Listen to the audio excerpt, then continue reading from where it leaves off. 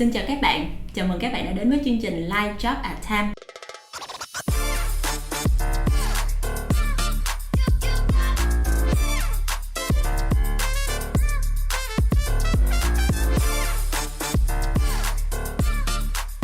Bắt đầu số Live Job at Tham lần này thì không biết anh Hùng có thể chia sẻ đôi nét về bản thân của mình được không ạ? Chào các bạn, mình là Hùng Nguyễn. Thì hiện tại mình đang đảm nhiệm vị trí Social Architect tại Tham. Thì hiện tại mình đang làm việc trong team Enabling Team.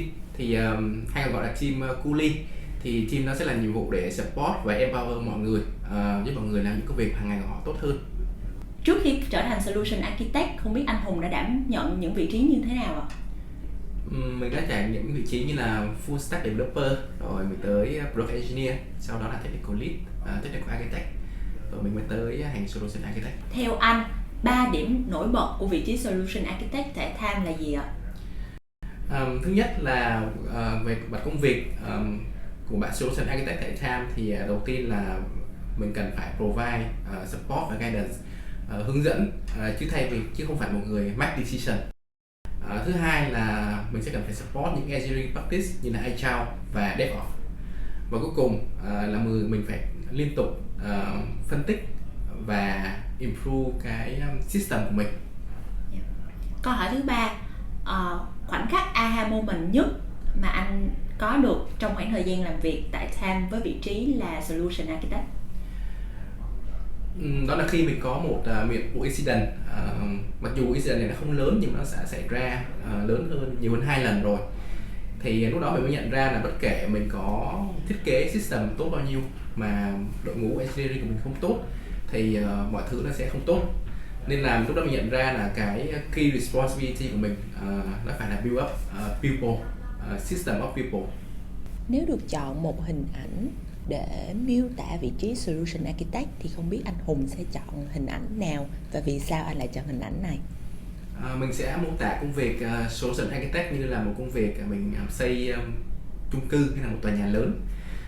Thì đầu tiên là mình cần phải phân tích công năng của tòa nhà của mình, chẳng hạn như là có bao nhiêu phòng ngủ, có bao nhiêu toilet, có bao nhiêu phòng ăn. Rồi sau đó thì mình sẽ nghĩ tới là có bao nhiêu người sẽ sử dụng ngôi nhà này. Nó sẽ là về thiết kế để đáp ứng được khi mà có load hoặc là tải cao. Chẳng hạn như là khi mà load cao thì mình sẽ cần là cái cửa ra nó lớn, mình cần có thang máy. Tiếp theo mình nghĩ quan trọng là phần quy hoạch người xây. Những người xây phải có đủ những cái skill set, một skill set tốt thì mới xây ra chất lượng sản phẩm nó tốt.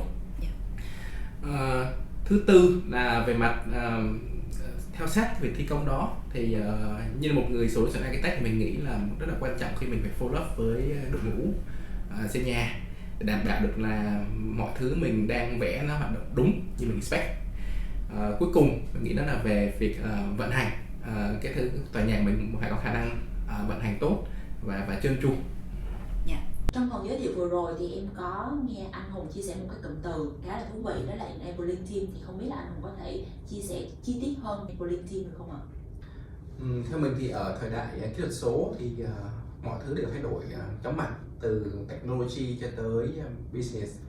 Thì cái điều quan trọng nhất của một tổ chức khi mà muốn thành công ở thời đại digital, mình nghĩ là khả năng để make decision nhanh nhất có thể. Thì để make decision thì chúng ta cần phải có kiến thức. Thì chúng ta sẽ không muốn là chỉ có một team gồm có một vài bạn để make decision. Như vậy thì chúng ta sẽ có một cái bottleneck là giới hạn và chúng ta không thể đi nhanh được. Nên là ở Tham thì tụi mình tin là cái decision nó nên được decentralized và nó nằm ở mỗi một bạn engineer chứ không nên ở một team nhỏ như team của mình. Nên là cái key responsibility của team Enabling Team là đi provide support và guidance để cung cấp cho các bạn đủ kiến thức để make decision. Khoảng thời gian 4 năm làm việc tại Tham thì em nghĩ là không ít lần anh Hùng cùng với team sẽ gặp rất là nhiều thách thức trong quá trình làm việc, đặc biệt là khi mình làm ở trong một cái domain như là banking và digital bank và xây dựng ngân hàng số cho nhiều thị trường khác nhau ở trên thế giới. Thì không biết là anh Hùng có thể chia sẻ thêm những cái thử thách mà anh Hùng cùng với team đã trải qua và cũng như là cách mà mọi người vượt qua được những cái thách thức này không ạ? Thì mình cũng có thời gian làm việc ở nhiều domain khác nhau, chẳng hạn như e-commerce và hiện tại là banking. Thì theo như mình thì ở domain banking thì cái chất lượng của product nó sẽ cần phải có một cái độ chất lượng nó cao hơn. Chẳng hạn như là về bảo mật nó cũng đòi hỏi cao hơn, tại vì nó liên quan tới cái niềm tin, cái trust của customer dành cho ngân hàng. Một số thứ khác như là tiền bạc, nên là thường cái requirement về mặt data consistency cũng như là cái độ chịu tải của hệ thống nó cũng cao hơn ở những domain khác. Thì trong quá trình mình làm việc cùng với team mình thì mình cũng gặp khá nhiều khó khăn, rồi cũng nhiều lúc tụi mình cũng có mắc những cái mistake, lựa chọn sai lầm, nhưng mà tụi mình learn cùng nhau và build with the team.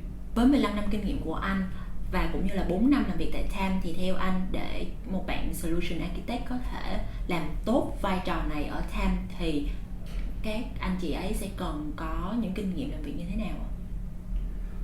Theo mình thì đầu tiên cái bộ skill mà cần phải có của một người Solution Architect đầu tiên phải kể đến là leadership skill. Tại mình tin rằng là nếu mà mình kể cả có bao nhiêu idea nó tốt hay không, nhưng mà nếu mình không convince được people, không convince được những người làm xung quanh mình, thì mình sẽ không bao giờ generate được value từ những cái idea tốt đó của mình. Nên là cái đầu tiên mình cần có là leadership skill.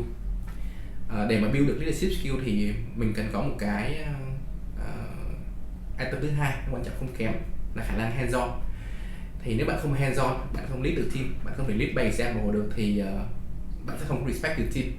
Nên là thường thì đối với vị trí Solution Architect thì tụi mình sẽ expect là các bạn sẽ có một cái độ sâu tương đối về công nghệ, và nếu mà có thêm về Amazon Web Service hoặc là Cloud thì nó là một điểm cộng khá lớn.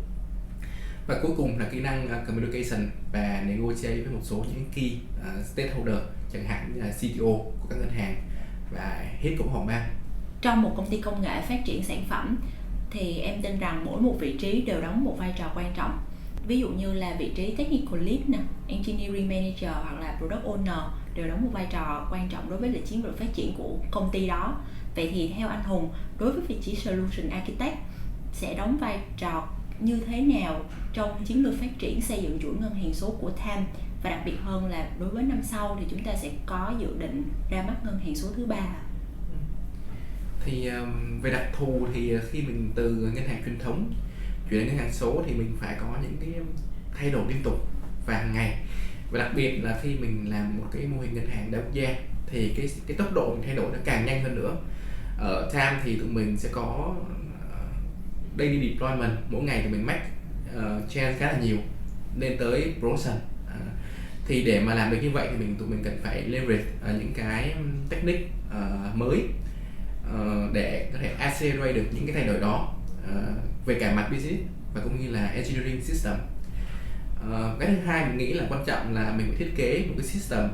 System đây không phải một cái technical system mà system về con người, để ở đó mình có thể tự tin khi mình make change, mình thử nghiệm, mình fail safe, fail fast thì mình lên từ đó. Cho lời kết thì không biết là anh Hùng có thể chia sẻ những điểm hấp dẫn các anh chị ứng viên ứng tuyển vào vị trí Solution Architect tại TAM không ạ? Thì theo như mình thì mình là người đã trải qua khá là nhiều năm kinh nghiệm và cũng tương đối nhiều công ty, thì mình đánh giá ở TAM thì là một cái môi trường nó tương đối khá là tốt để mình learn và grow. Thì learn đây sẽ có hai phần. Một là bạn có khả năng được learn được những thứ liên quan tới domain, đi chuyên sâu về digital banking. Thì mình nghĩ là cái cơ hội này ở Việt Nam nó sẽ không nhiều, tại vì không nhiều công ty làm về mạng ngân hàng số, và đặc biệt là làm nhiều ngân hàng như ở TAM. Và phần thứ hai liên quan tới engineering và system, thì ở đây thì các bạn sẽ có những cái cơ hội. Thứ nhất, nhỏ nhất là mình có thể học những cái khóa học được offer miễn phí ở TAM, và mình có thể thi lên một cái cert và có thể có sponsor từ cái cert đó. Thứ hai nhiều hơn là mình sẽ có những cái đợt training và coach từ những cái bạn expert trong ngành IT, chẳng hạn như là những bạn expert từ Amazon Web Service, các bạn sẽ về training offline cho mình. Mình sẽ có cơ hội làm việc với các anh lớn trong ngành. Mình có thể ví dụ một vài tên như là bác Dave Farley, một tên tuổi lớn trong ngành về continuous delivery. Ở TAM thì có một môi trường làm việc nó tương đối là cởi mở thì mọi người làm việc open với nhau. Mình không có sự phân biệt về title, cũng như là mọi decision nó đều có reason cụ thể. Thì cái đó là những điểm mình thích nhất ở TAM. Và đó là những chia sẻ của anh Hùng về vị trí Solution Architect trong số live chat at TAM lần này. Hy vọng rằng mọi người đã có được những thông tin bổ ích. Xin chào và hẹn gặp lại!